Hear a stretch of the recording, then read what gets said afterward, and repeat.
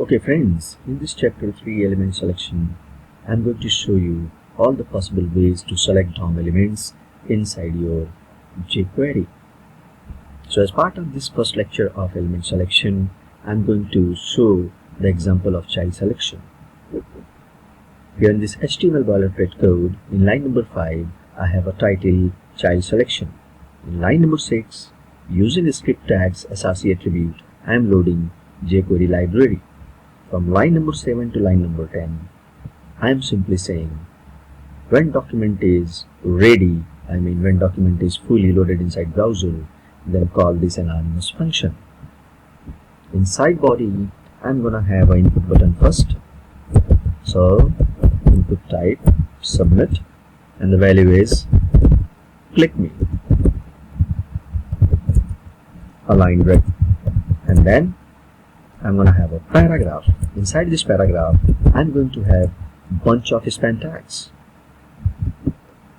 So at first, I'm going to assign some CSS properties to this first span tag. For example, the first CSS tag has float left. This float left CSS property will simply turn this span to be a block element, an inline block element. After this float CSS property, I'm gonna assign here width equals 100%. After this width, I'm gonna assign padding is equal to 5 pixels. As text, I'm going to assign here this is top level child.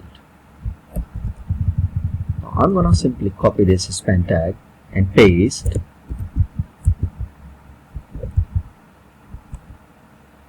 four times. Now here inside this fourth and last span tag, I'm gonna assign the same kind of span tag in nested manner. And to this nested span tag, I'm going to change the text to this is sub-level child.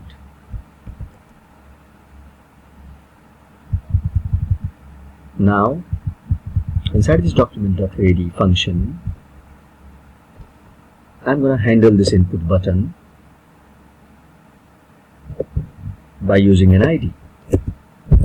So I'm going to assign an ID to this input button, that is VTL.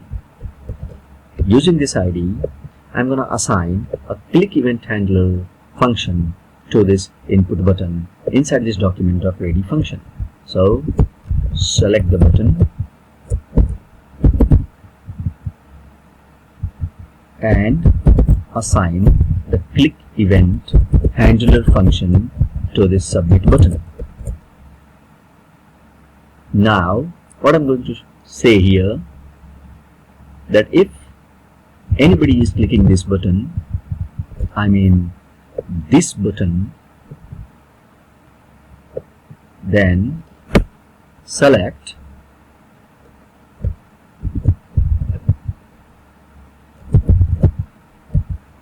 the paragraphs top level and sub level span child elements, and then gonna call length property on this jQuery selection. In order to get the output on alert box, I'm gonna cut this script and paste inside the alert method. Now let's go and execute this code inside browser.